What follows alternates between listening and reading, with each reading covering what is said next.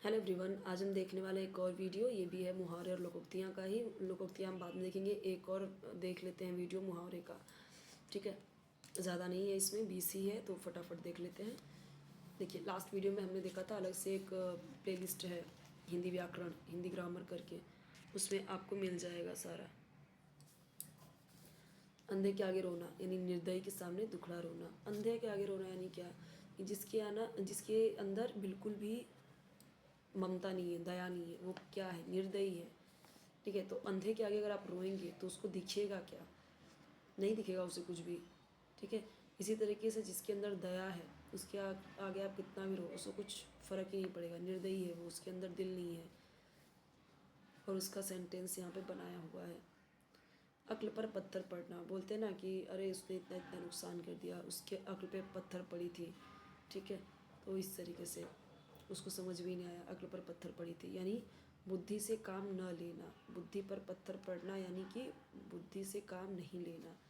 अब अक्ल पर पत्थर थोड़ी पड़ जाएगा, लेकिन पत्थर पड़ने का मतलब कि जब अगर आपके अक्ल पे पत्थर है तो आपका दिमाग काम करेगा क्या? उसकी वजन से नहीं, ऐसे समझिए।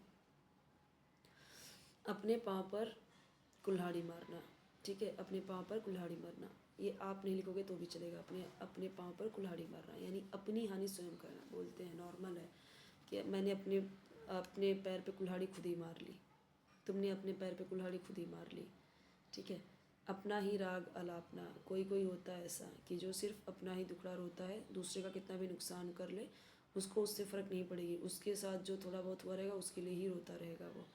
ठीक है, तो ऐसे बहुत सारे लोग दुनिया में पड़े हुए हैं जो अपना ही राग अलापते रहते हैं, अपनी ही बात कहते जाते हैं, दूसरों की नहीं सुनते, दूसरों की तकलीफ़ से कुछ फ़र्क नहीं पड़ता। आंखें नीची होना यानी लज्जित होना, यानी कि कुछ ऐसा काम करना जिससे लज्जित हो जाना, चाहे वो फैमिली लज्जित हो जाए, खुद हो जाए, ऐसा।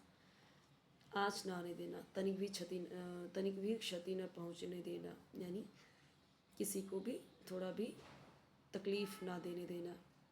ये लास्ट वीडियो में भी था। आकाश पाताल का अंतर होना, या हम बोलते हैं ना आकाश पाताल एक कर दिया, तो आकाश पाताल का अंतर यानी बहुत अंतर होना। आग बबूला होना यानी बहुत क्रोधित हो जाना। बोलते हैं ना एकदम गुस्से से आग बबूला हो गया यानी बहुत क्रोधित हो गया। आग बबूला हो उठना यानी लाल हो जाना गुस्से में, आग की तरह। आग कैसा लाल होता है? आग में घी डालना, क्रोध को और भड़काना, गुस्से को और भड़काना। ये शायद था, हमने देखा था। आस्तीन का सांप होना यानी कपटी मित्र, ऐसा कोई जिस पे बहुत भरोसा किया और उसने ही धोखा दिया। ठीक है, जिसके ऊपर आंख बंद करके भरोसा किया वो कैसा निकल गया? उसने धोखा दे दिया, उसने कपट किया, छल किया, तो वो क्या हुआ? वो आस्तीन का सांप ही हुआ ना, जिसको हमने बहुत भरोसा किया, फिर वो लास्ट में क्या निकल गया? डस लिया, तो उसको बोलते हैं आस्तीन का सांप यानी कपटी मित्र। उड़ती चिड़िया पहचानना, उड़ती चिड़िया पहचानना। अब चिड़िया उड़ रही है और उसमें से पहचान जाना, ये गौरैया, ये बुलबुल, ये यानी क्या? उसको बहुत अनुभव है उस चीज़ के बारे में, बहुत एक्सपीरियंस है। तो इसका मतलब क्या? बहुत अनुभवी होना, बहुत एक्सपीरियंस होना उसको।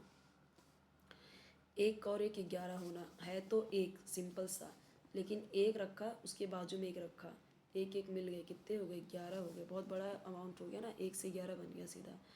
तो यानी संगठन में शक्ति, यूनिटी। कमर कसना, कमर कसना यानी बोलते हैं कि अब कमर कस लो, युद्ध की तैयारी करो, कमर कस लो, दुश्मनों से लड़ने के लिए कमर कस लो। तो यानी कमर कस लो यानी क्या? तैयार हो जाओ। कमर कैसे कसते थे लोग पहले, ऐसे समझो कि पहले लोग कमर कैसे कसते थे। कमर को टाइट करते थे, उसमें क्या लटकाते थे? तलवार। और फिर कहाँ जाते थे? युद्ध के लिए। तो ऐसे समझ के लन करो। कमर कसते थे, उसमें तलवार लटकाते थे प्रॉपर, और यानी कि वो युद्ध के लिए तैयार होते थे। तो ऐसे याद रखो, तैयार होना। कलई खुलना, बोलते हैं पहले के लोग ये अक्सर बोलते थे कि जब उनका कलई खुल गया तब उन्होंने बात मानी। यानी कलई खुलना यानी कि भेद खुल जाना, उसकी अ, जो उसका सीक्रेट था वो खुल जाना, कलई खुलना। कलेजा ठंडा होना, जैसे मान लो कोई ऐसा है जो बहुत गलत काम किया है, बहुत उसने क्राइम की है, ठीक है, बहुत उसने बहुत बड़ा कुछ बहुत नुकसान किया है किसी का या समाज का या किसी का भी। अब फिर उसको जब वो सज़ा हुई तब दुनिया को क्या मिलेगी, कलेजे को ठंडक। ठीक है, किसी ने चोरी कर ली, चकारी कर ली, बहुत किसी को सताया है, मारा है, फिर उसका इनकाउंटर हुआ या उसे पुलिस ने सज़ा दी या उसे फांसी की सज़ा हुई, बहुत बड़े बड़े कांड किए उसने, तो पब्लिक को क्या मिलेगी, कलेजे को ठंडक मिलेगी। यानी कलेजे को ठंडक, ठंडक यानी राहत, शांत यानी संतोष होना। कान कतरना अथवा कान काटना दोनों भी हो सकता है, कान काटना या कान कतरना यानी बहुत चतुराई दिखाना। कान काट लेना किसी का, ये बहुत चतुराई का काम है। ठीक है, तो आजकल के बच्चों को सीधा साधा मत समझना ये तो कान कतरते हैं या फिर ये तो कान काट लेते हैं। ठीक है, नॉर्मली ये तो एकदम सिंपल है, कान भरना, चुगली करना। ठीक है, नॉर्मली हम बोलते हैं कि अरे वो दिन भर अपने बेटे सास हमेशा बेटे का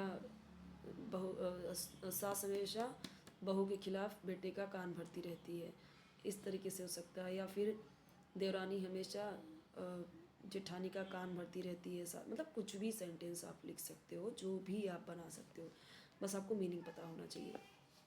तो कान भरना यानी चुगली करना। काया पलट होना, जैसे ये रोड है, ठीक है, रोड है, रोड एकदम ऊबड़ खाबड़, एकदम ऐसे बहुत गड्ढे वड्ढे हैं।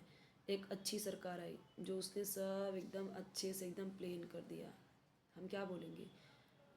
ये सरकार आने के बाद तो इस रोड की काया पलट ही हो गई। या फिर ये सरकार ने, जो भी सरकार है, ये सरकार ने तो ये रोड की काया पलट ही कर दी।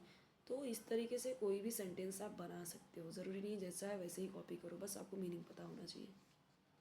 कीचड़ उछालना, बहुत लोगों की आदत होती है कि अपने माथे का जो कलंक रहेगा दूसरे के ऊपर डालना। ठीक है, या फिर कीचड़ उछलना यानी कि हमेशा किसी को नीचा दिखाना, किसी को भला बुरा कहना, उसका अपमान करना, निरादर करना, ये होता है कीचड़ उछलना। अब कीचड़ अच्छी चीज़ तो है नहीं, आप किसी पे भी वो उछालोगे इसका मतलब आप उसका निरादर ही कर रहे हो, आदर तो कर नहीं रहे हो। ठीक है, उसके बाद यहाँ पे आते हैं लास्ट, कोल्हू का बैल। कोल्हू का बैल कौन होता था, कोल्हू एक होता था, ऐसे कोल्हू रहता था और उस कोल्हू में ऐसे गोल सा होता था, मशीन होती थी और उसमें बैल लगे रहते थे। ठीक है, बैल क्या करते थे, इस कोल्हू के आगे पीछे पूरा दिन घूमते रहते थे, घूमते रहते। फिर इस कोल्हू में से क्या, या तो तेल डाल रहे हैं निकल रहा है, या फिर गन्ना है, गन्ना उसमें से डाल रहे हैं उसका रस निकल रहा है। वो होता था कोल्हू, पहले गांव में हमें वो देखने को मिलता था। अब तो मशीनें आ गई हैं अलग अलग, हम नहीं रखते बैल भी, नहीं रखते वो मशीन भी। तो बेचारे कोल्हू के बैल ऐसे होते थे ना, पूरे दिन रात वो काम, खाना दे दिया जाता था, फिर वो ऐसे घूमते रहते थे, घूमते रहते थे, पूरा दिन वो कोल्हू चलता रहता था। तो कोल्हू एक मशीन है और उस मशीन को कौन चलाता था, बैल, पूरे दिन। अब इंसानों के तो बस की है नहीं कि वो कोल्हू चला सके और पूरे दिन चला सके, तो दिन रात काम में जुटे रहना, वो होता है कोल्हू का बैल। हम किसी को बोल सकते हैं अरे वो तो कोल्हू की बैल हुई है, दिन भर काम में ही लगी रहती है। ठीक है, यानी कि उनको एक पल की भी फुर्सत नहीं है, कोल्हू के बैल की तरह काम कर रहे हैं।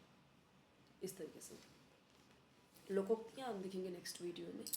ठीक है, कोई वीडियो चाहिए कमेंट सेक्शन जरूर बताइए, चैनल जरूर सब्सक्राइब कीजिए, वीडियो लाइक कीजिए, फ्रेंड्स के साथ शेयर कीजिए, और कोई वीडियो चाहिए कमेंट बताइए, बेल आइकन जरूर प्रेस कीजिए ताकि जब भी नई वीडियो अपलोड करूँ आपको उसका नोटिफिकेशन ईजिली मिल जाए।